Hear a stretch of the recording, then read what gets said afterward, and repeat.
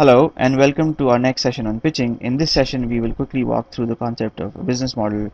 In my list of things that I need to cover before we finish this and wrap this up, I need to walk through the definition of a business model, what's the best way of presenting it to investors, how do you determine some of the core relationships that drive how your model is put together, how do you find out whether it's sustainable or not, what are some of the key milestones that investors are going to query you or push you or quiz you on.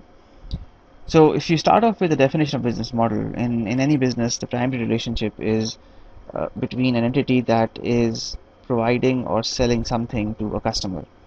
And whether this something is a product or service, the primary question that a business model answers for our behalf is that if you look at the amount of dollars that have gone in, both in terms of resources, people, time, money, and effort, and you compare this with the dollars that are produced when the product and service is sold and the customer pays up, the primary question is, are you doing this in such a fashion that it's profitable? So are you making more dollars when you sell it compared to the dollars that it cost you, dollars that were required for you to produce the item in question? That's one of the first and the primary question that you have to answer. And when we talk about sustainability, the next question that comes up is that, if you can do it for 1 unit, that's fine. If you can do it for 10 units, that's fine. If you can do it for 1,000 units, that's great. But can you actually do it for 100,000 or 1,000,000 units, for that matter, right? And this is the concept of scale. Can your model actually scale? So if you start off with a team of 2 people or 3 people or 4 people, and you start off with just a single customer and you make money on that customer, that's really great news because you've just validated the fact that there is a market for your product. But can you work with a team of 10 people and use the team of 10 people to service 10 customers, or 100 people to service 1,000 customers, or 1,000 people to service 1,000,000 customers? That's the primary question that deals with scalability. That's where, when we say, is it sustainable, and what are some of the key milestones investors are going to push for or quiz you on, this is exactly the scenario that we spoke about. Now, at a broad level, when you talk about presenting a business model to an investor, or for that matter to a customer, there are a handful of very common questions that need to be answered when you talk about how you're going to make money. So the first question is, how do you make money, right? This is the question that we just spoke about. You can only make money if your inputs cost a lot less than your output, right? You can only make money if the model is scalable. So if you go from a single unit of sale or a dollar unit of sale to $1,000,000 of sale, from a cost point of view, ideally your cost structure should shrink. This is the marginal cost curve. So as units go up, as sales go up, you should be in a situation where, let me just add another page, insert new page. So as your in an ideal scenario, you want a cost structure where, as you sell more and more units, the unit cost, the marginal cost, the incremental cost of producing every incremental unit should come down. This is the concept of scale. This is the concept that we just spoke about, that we referred to earlier when we spoke about the fact that, if you go from single unit of sale to 10 to 1,000 to about 1,000,000, right? So the first question is, how do you make money? Now, to answer this question, how do you make money, you have to take a step back and talk about what exactly are you selling. And when I say what exactly are you selling, I'm not talking about what what what is the tangible form of the product that you're selling. What I'm really asking is, what are customers buying? So what exactly are your customers buying? And when you talk about customers, so who exactly is your customer? How much is he buying it for? And again, when you talk about how much is he buying it for, there is an implicit assumption here that there is value customer sees in your product, and this value, again, ideally is greater than, much significantly greater than the cost it is required to produce this value, and the customer is willing to pay a fair price for this product in such a fashion that you actually go out and pocket the difference. Then again, within the concept of business model, how frequently is the product bought or sold? and what exactly are the margins. So all of these are inputs that go into the concept of a business model. If you take a step back to one of the concepts that we covered earlier in our pitching session, when we spoke about describing or defining a customer's persona, we spoke about the concept of voice of a customer. We said, you need to define a customer by first identifying his profile, his personality, his demographics, his ambitions, his dreams, his fears, and then from there, extend that to figure out how do you reach him, not just in a physical sense, but how do you actually reach him so that his motivation for buying the product fits in with your motivation and your drivers and your pitch for selling the product.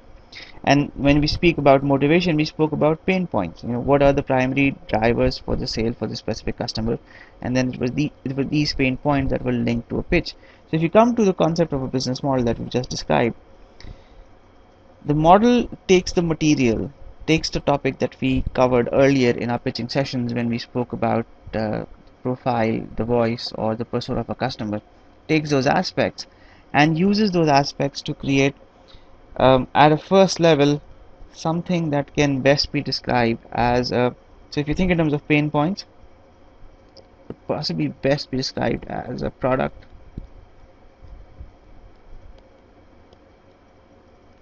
feature pain grid. And in essence, what you're saying, customer has a specific pain. This pain is met by a specific feature in my product that has an incremental or marginal cost attached to it, and in return for providing this feature as an addition, customer is willing to pay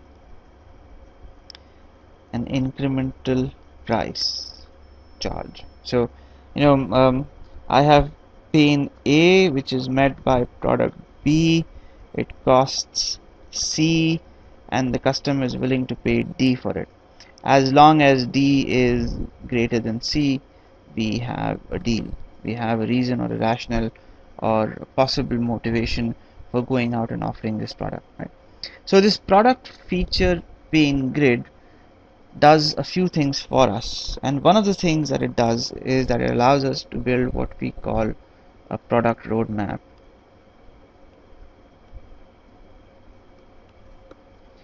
That says my product at launch will offer A and B as features, and my customer is willing to pay an extra amount, which in net terms is the difference between D and C from the previous slide, right? Okay.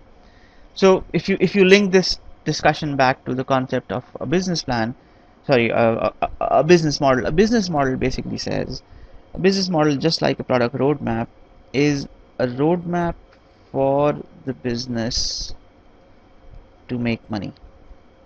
And the easiest examples that I'll give is, if you sell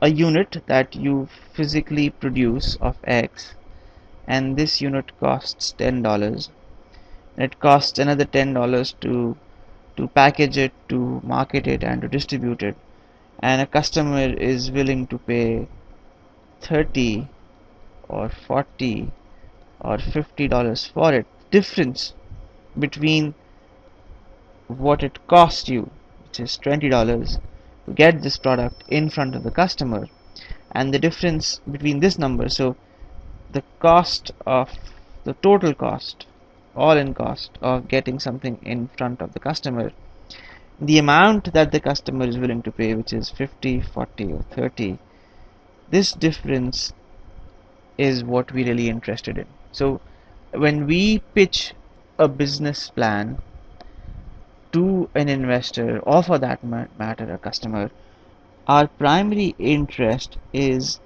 how well do we understand a few things. The first focus is on margin.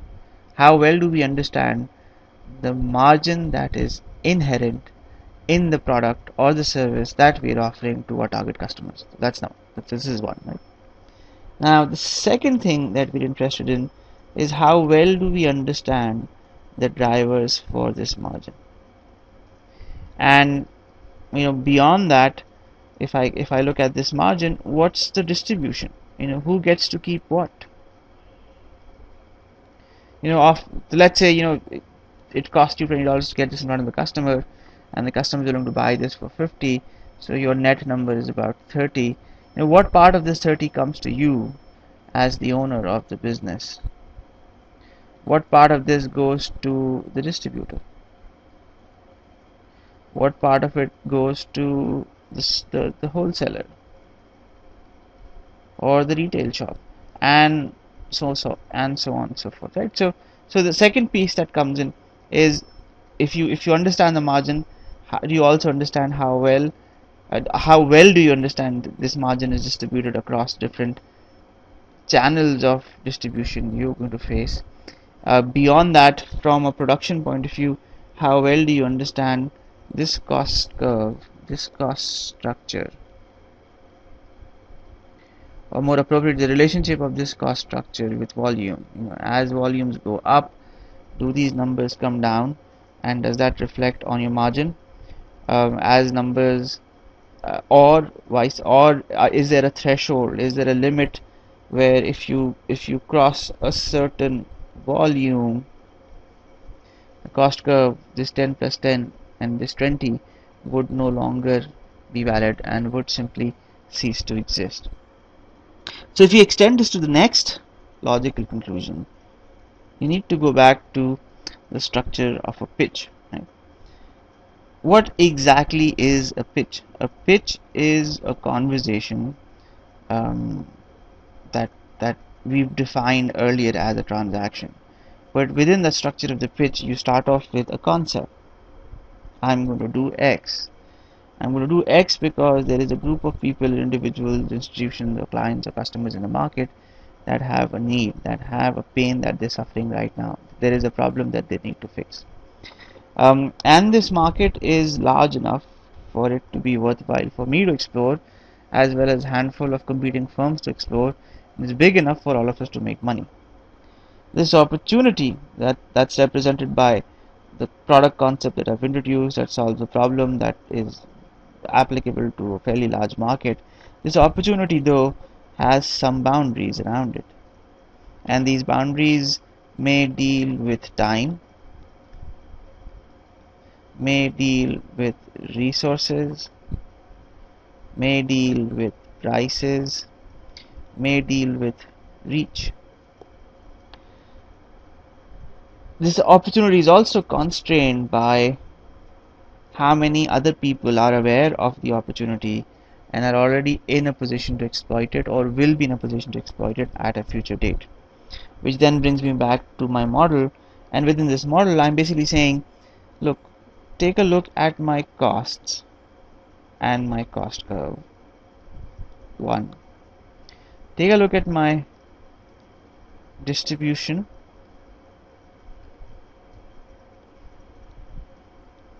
and my reach, so that's 2.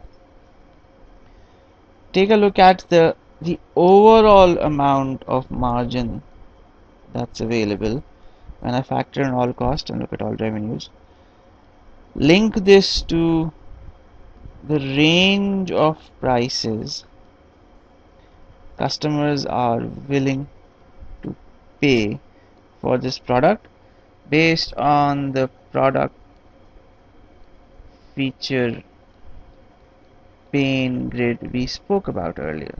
Feature pain, let's call this grid that we spoke about earlier, and answer a very simple question, and that simple question is, how does the number of this margin, how would this number go up or come down as various moving parts that deal with cost, that deal with distribution, that deal with the range of prices customers are willing to pay, that deal with your product feature pain grid combination? How would this margin change when these moving parts are moved around?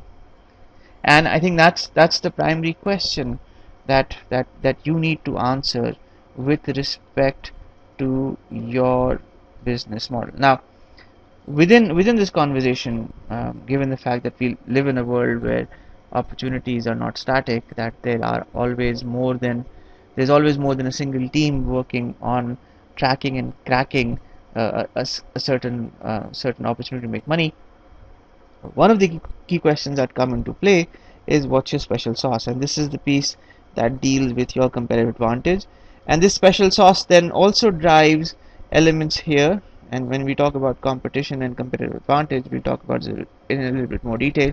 Talks about your costs, talks about your ability to charge a higher price, talks about your ability to generate higher margins, not just generate higher margins but also sustain higher margins, right?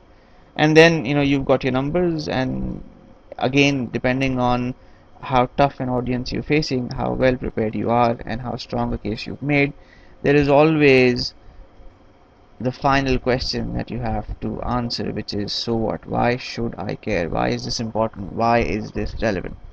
Right?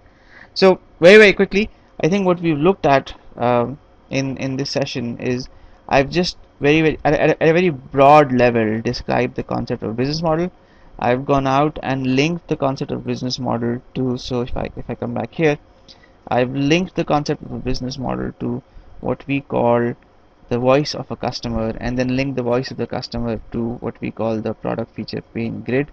And then from there we've gone out to taking the product roadmap and translating that product roadmap into a model that we can use to understand how our ability to generate uh, uh, uh, book a profit or a loss changes with respect to the range of different parameters, the range of different moving parts that exist in a given business. So having said this, if you now move on to to a review of what type of business models exist that we're likely to see as part of our work. If you think in terms of running a trading business, the business model is fairly simple. You have a supplier.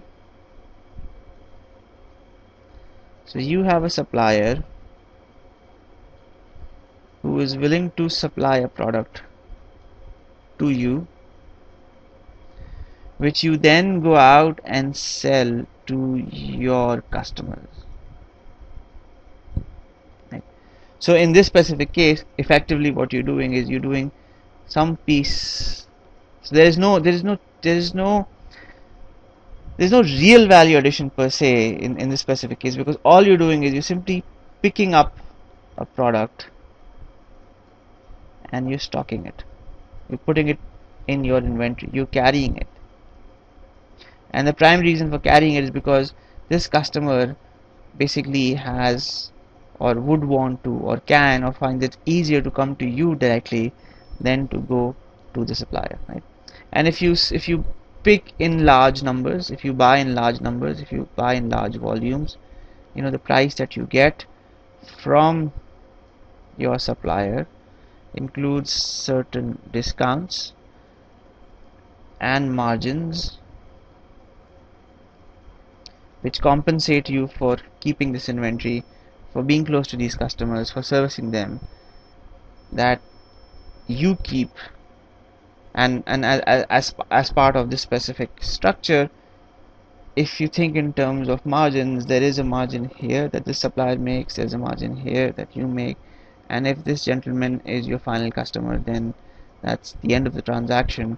But in certain markets, it's possible that this customer also is a supplier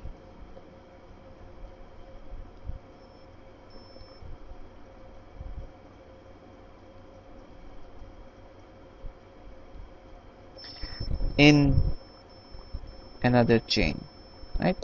So that's a trading model. In a trading model, there are a couple of factors that come in. Those factors deal with how does your cycle look like. So you buy the product, comes into your inventory, then from here you sell it, goes to the customer, and then the customer pays you. So one of the primary questions that comes up is, in this list, in this range that we just looked at, how many days of credit is provided to you by the supplier?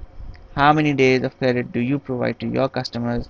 How long does it take for the product to start here, which is manufactured here, to come into your warehouse, to be sold to the customer, and to be converted into cash? And that sort of drives the conversation on the trading side. So part of it is a volume game, more volume, better prices. Part of it is an inventory game. If you have it in stock, customers will buy it from you. Part of it is the distribution game. How closely integrated are you with your customers so that they only come to you and not to somebody else? And a large or a small part of it is also what we call the credit cycle game. And the credit cycle game is basically a liquidity game. If I have cash to extend credit, I would possibly have a larger share of the market. If I don't have cash to extend credit, I may possibly have a much smaller share of the market, right? So this is the piece that comes in place. This is the trading business. Then from trading business you move on to the next business, and this business is a manufacturing business. And in a manufacturing business there is a process. So you have a range of suppliers who provide you parts. You take these parts, put them through a process, and through this process you go out and produce a product or a service for that matter.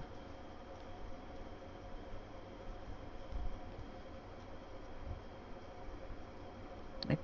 And as part of this process, so if you take, let's say, $10 of product here as part of input, and you add another $30 of value as part of your process, then the end finished product is worth 40, where your process has added $30 of value, and then this product basically goes straight into the trading game.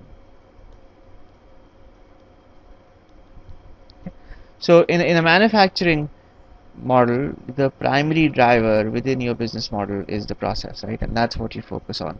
And the focus is, is this process special? Is it proprietary? Um, uh, can I copy it? Can it be stolen? How difficult is it to replicate? So if I do steal it, can I actually go out and replicate it, or is it impossible for anybody to copy it? Is it scalable? How well does it work? How does the cost structure, the pricing, this value addition, this value addition, this value addition, how does this change and move if I go from unit to 1 million unit?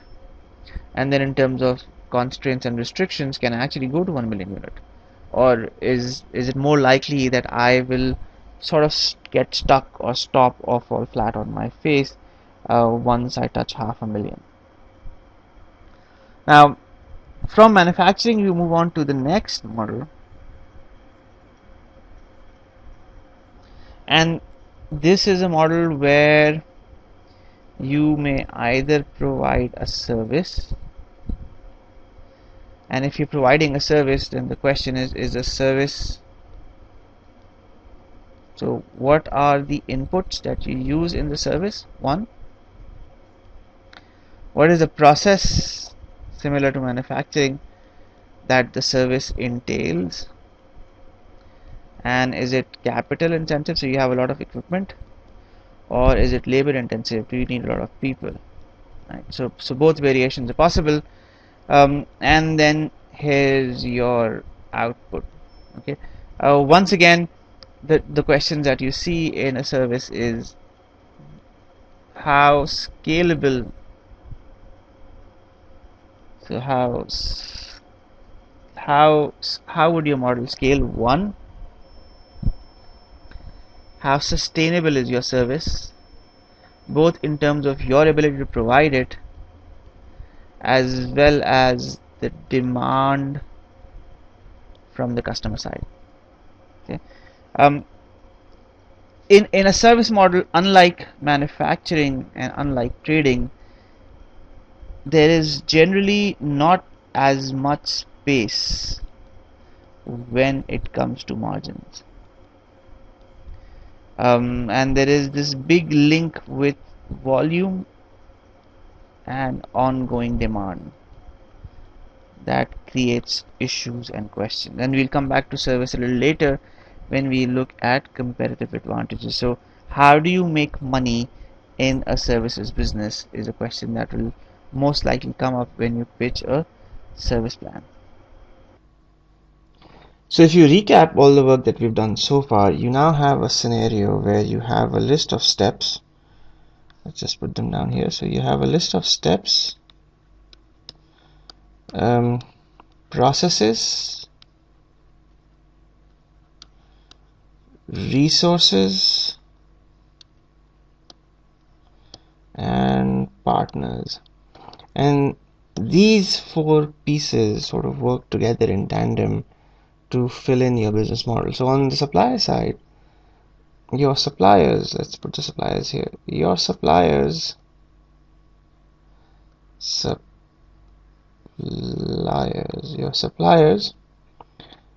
provide you with certain resources, and this is 1, 2, 3, 4. So they provide you with certain resources at a given unit cost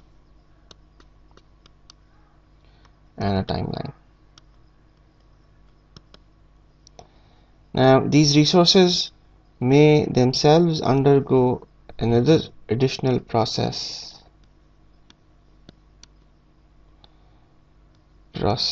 in your organization, and you may actually have many such processes within your setup, where at each step you move it to a different stage or level of completion.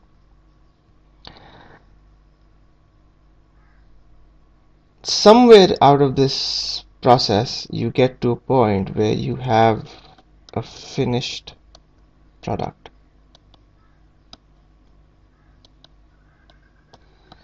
And this finished product can be a service,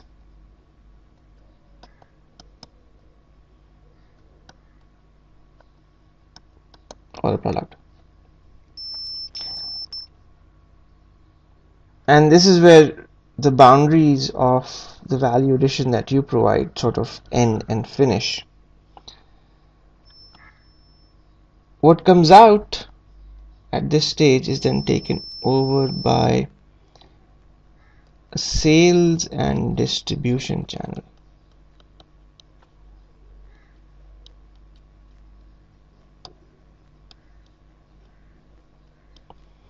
And it's this channel that ultimately connects you with your customers. So from a investor's point of view, from a presentation's point of view, there needs to be some mechanism or some method to present a fairly complex process like this in a very easy and simple to understand fashion, where the focus of your presentation is on 2 or 3 very important, very core themes. The very first is, what's your unit cost of inputs, of resources, of running a process on a unit of service or a unit of product, of sales and distribution, and of ultimately getting something in front of the customers. That's the first piece. Second piece is there an impact of scale? The third piece is there the possibility of competition